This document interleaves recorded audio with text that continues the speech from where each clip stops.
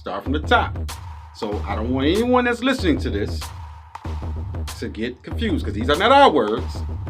Okay, so this T.I. Gucci thing, which it started off with Gucci making a sweater that a lot of individuals like, what the hell is Gucci doing? Once again, Prada made a purse with a monkey keychain.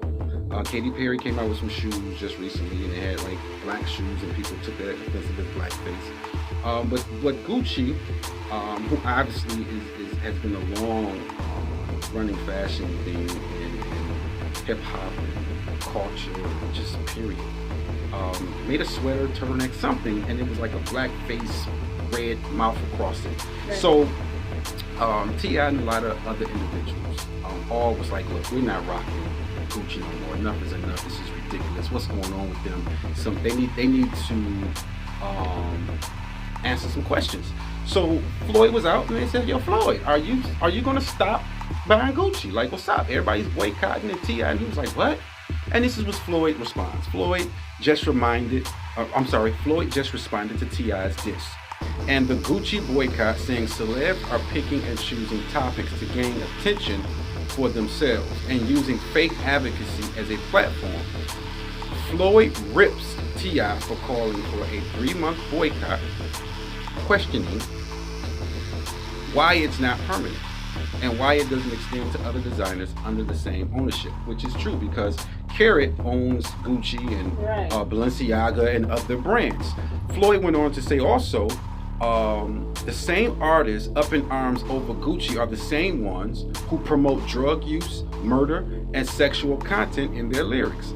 And he wonders why people don't boycott their music. Bottom line, Flloyd says boycotts don't work, and the real answer is working together to find solutions. Now, yes, Gucci is owned by a larger parent. And I often, sometimes when I hear people say, we're going to boycott this company, listen, business works in sectors, and each business can have their own division, right? There's people that approve it, there's marketing team, there's advertising, there's department heads, whatever it may be. So when these things come out, what they can't do is insult us as if it doesn't go through approval. When you work for a company, you just don't say, I'm picking this and I'm running with it. Right. It goes through has to go to approval. Chain of commands, right? Right. So maybe Gucci need to reach out to all of these individuals that support their lines. For an example, 50 Cent. He was on social media, and I'm a fan. Salutes to 50. And he was burning his Gucci shirt. And he buys Gucci. So my thing is, Gucci, you could have reached out to 50 Cent. I'm quite sure he'd have charged you a fee, but you need to reach out to the culture to say, is this good? Is this bad? Should we put this out? Should we not? And I'm quite sure.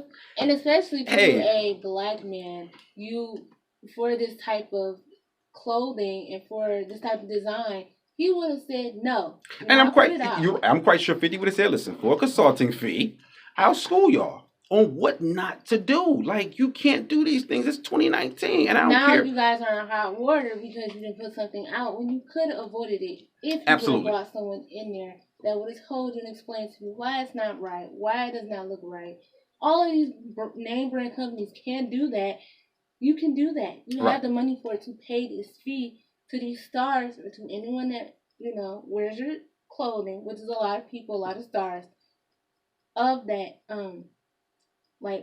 of what the problem is, African Americans, black men, women. I just think that we have to stop disrespecting any ethnicity, right? Racism is taught in-house. If you refer to another ethnicity in front of minors or young people or the youth in a negative way or stereotypical way, then they're going to grow up with that in mind.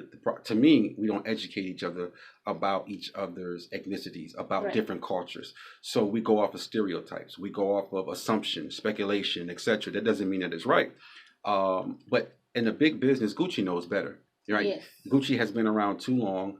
These are individuals that have went to college. That means you went to school with other ethnicities. You understand, how touchy it is on slavery, blackface. It was nothing funny about, the heritage and the ancestors that have came along through blackface. It's nothing funny about it. It's nothing at all jokeable, funny. But if black people were to do whiteface, which that's but you know what? But white people hasn't had to go through the humility and the torture and the slavery and the constant suspects and the wrongfully accusing. But I'm saying if the roles were reversed, they would be up in an uproar. They shouldn't be in an uproar about anything because they have belittled and downplayed other ethnicities to, you know, I don't want to lose focus. Okay, so let's get back to at hand. So I understood with Tia also, you know, let's boycott. I don't think it should have been a timetable on there, but we have to boycott. Reason being is because if you want to change certain things, you got to get hit where it hurts, and the pocketbook is where it hurt. When corporate America can understand that you cannot disrespect an ethnicity or minorities, and they start seeing the decline of their sales, they start seeing their numbers drop. The board members and those stock members will say, the shareholders will say, hey, listen, y'all need to fix this. Don't you go out here and mess up, you know, our money, right? Because yes, boycotting, some may say, what does it prove? But if you stop buying someone's product for 90 days inside of that quarter, and they can show a significant drop, a decline, then it can wake up eyes. Now, I don't know if 3 months or 6 months will work, but I do understand the boycotting aspect. But the overall brand and the company that owns everything should be boycotted too. All the brands they own, it should hit not just Gucci, but it should hit the parent company as well. So that's a great factor that Floyd spoke up on. Also, the content of music. Yes, we got to stop promoting drug use. Everybody from the hood don't sell drugs. Everybody is not a gangster. So what's happening is, I understand that, it's making some individuals feel like they got to gangbang to get credibility so they can make records. Not all feel that way. And understand this, I don't want no one to take what I'm saying out of context. But you have a certain percentage that think that they need street credibility, or they have to go out and do this, or and you don't. Half of y'all don't have no street credibility. So they really stop lying in y'all videos and stuff. And we see what happens when these guys get caught up. They start snitching, they start telling, because they're really not made for that life. Everyone can't be a gangster. Everyone can't be a mobster. It's okay to be smart. It's okay to be intelligent. It's okay to be a nerd, y'all. and I don't. And here's the thing: most individuals that come from that setting began to advocate to not do. So let's not confuse individuals rapping about drug and violence, but in their music there's a message of saying, don't do this. Hey, I did this, you don't have to do this. Hey, this is what I seen when I got involved in that. So we also have to understand how the music is being created and put out. Just because a person raps about drugs doesn't mean that they're highlighting it. It may be them telling their story so you won't have to do it. Because most rappers do that. If you listen to songs, most rappers, you can tell when they're talking about, oh, don't do this. I've done this before. This was my life. Some of them, most of them. Oh, like the younger generation is kind of like, you know, I am that. You know, I've done that. And they're not trying to teach a lesson. They're just saying, I've done it. But it's a very small percentage that is able to make it through that life and transform into a different life. You know, we have a high incarceration number of individuals getting caught in drugs. The cemetery is full with individuals getting caught in street life, drug life, etc. There's a very small percentage that actually makes it through. And even though we look and we say, well, what about this person and that person? But the numbers of those that are killed or imprisoned, those numbers are higher. But, you know, T.I. didn't stop there. So obviously after Floyd made his comment, T.I. is ripping Flloyd Mayweather a new one with a blistering diss track. And once again, he didn't say Floyd name in it. But the album, the mixtape album cover or the song cover is Floyd with the shirt that Gucci made, and it responds to him as a FN. You know, y'all get what I'm saying. Right. And it was like, wow, you know. So if y'all don't know what I'm talking about, he called him a FUCK NIGGA for continuing to spend his millions at Gucci. Tip dropped the song Thursday, and while he never mentions Floyd by name, the cover art shows Floyd with a mocked-up drawing of the infamous Gucci sweater that sparked the boycott. In the song, T.I. says, "Oh, greedy as N-word, only thinking about himself. he get the fame, he get the wealth. Yeah, people are struggling who did you help. People are struggling who did you help. He also says, damn, it must suck to be a F N word. T.I., who's been leading the charge to boycott Gucci. Listen, I love T.I., right? I'm a fan based just upon watching his growth, his intelligence, his standpoints. He's a very smart man. How involved he is. And once again, I must say, in the boxing world, I'm a fan of Mayweather. What I don't want is for the focus to become personal. I don't want T.I. and Floyd to turn a good standing point into a personal feud, whether or not they had not seen eye to eye in the past or whatever there may be. I think they both make valid points. I think, Floyd, you have made a lot of money, and whether or not you believe or not, it was a lot of minorities or individuals that was a part of your success and your wealth. It is. And I am one of the people, along with so many others, that used to get the fights to watch you win.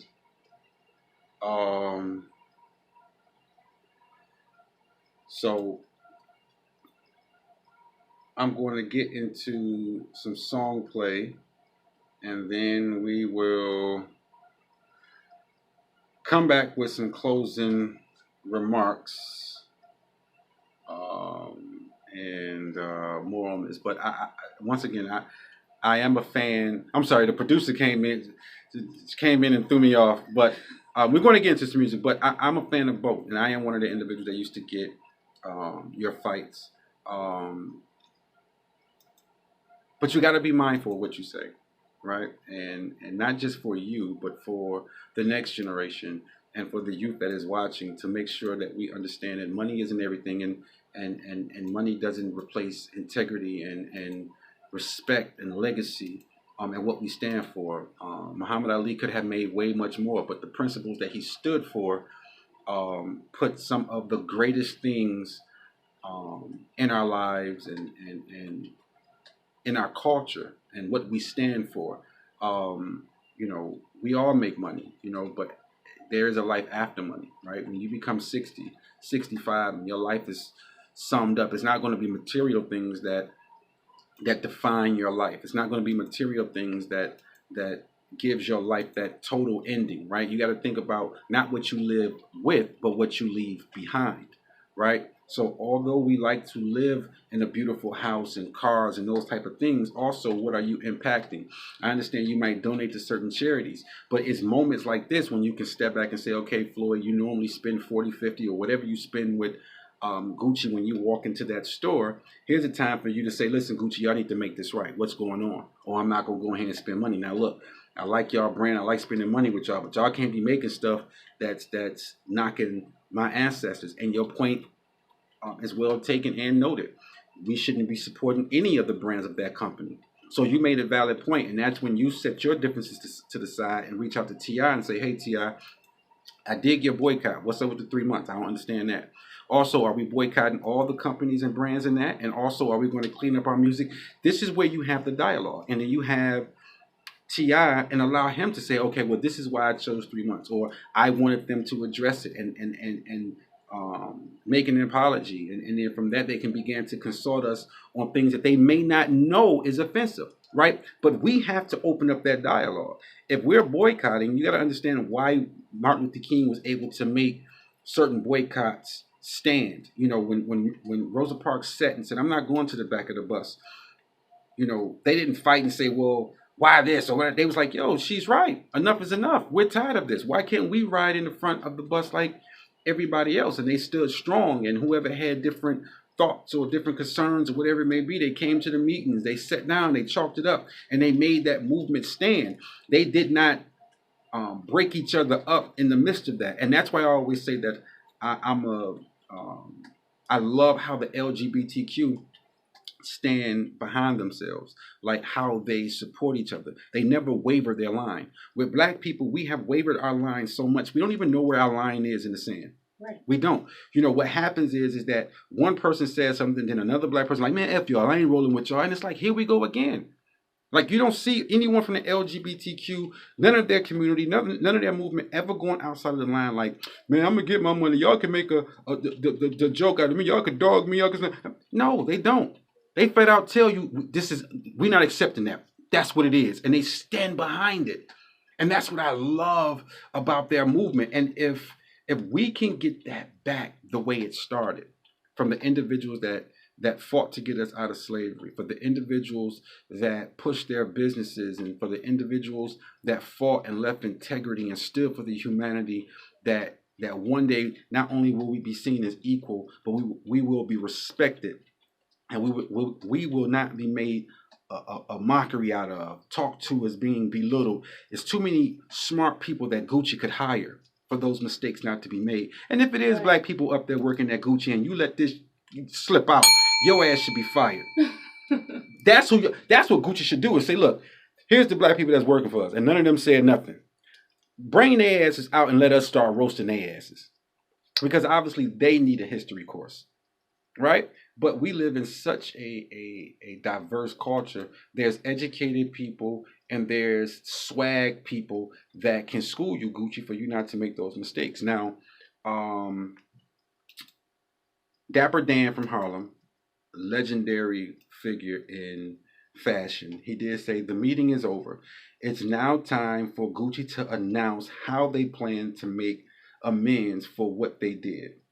We had some of the best minds from the corporate war participating, and experts in the exclusivity and accountability. Inclusivity and accountability. 90% people of color. They made great demands.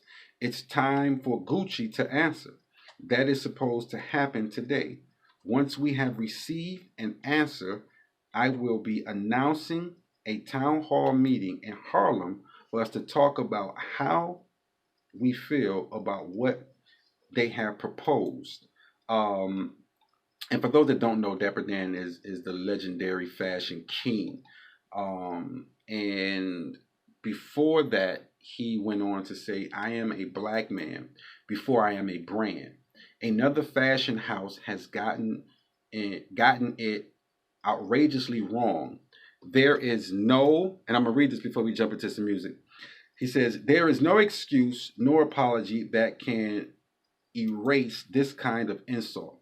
The CEO of Gucci has agreed to come from Italy to Harlem this week to meet with me, along with members of the community and other industry leaders. There cannot be inclusivity without accountability.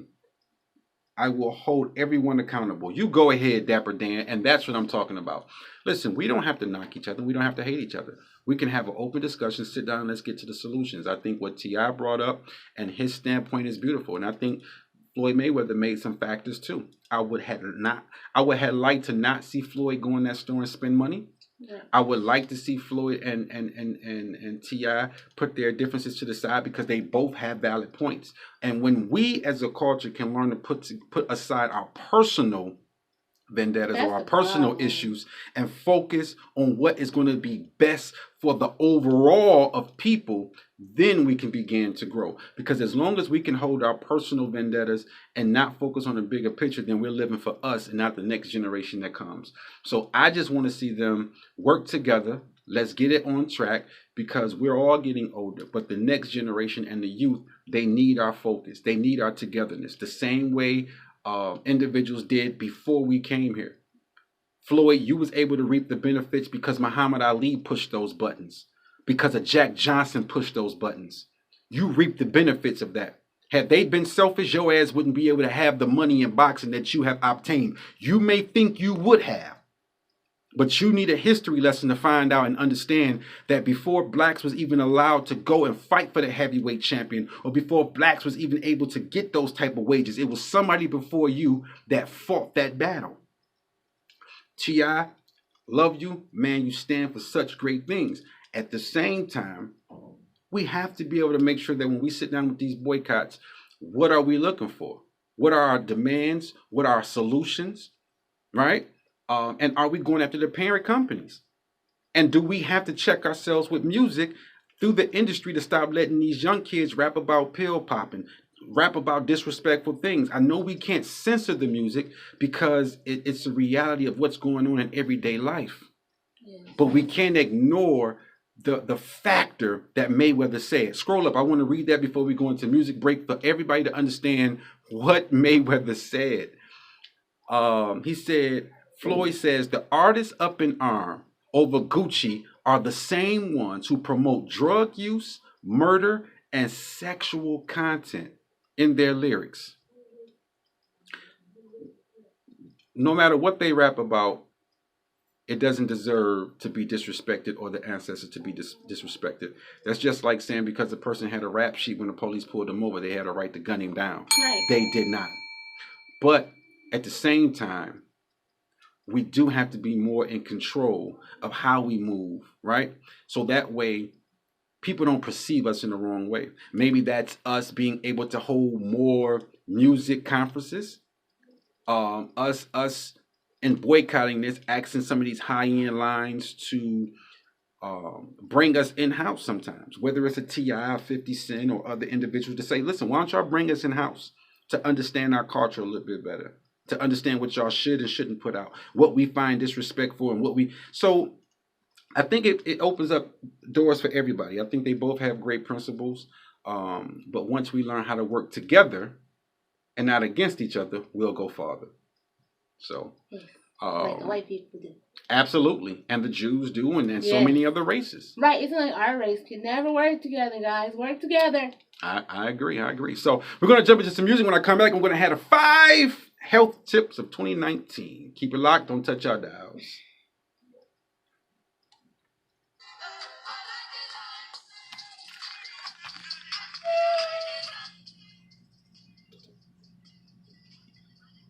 I like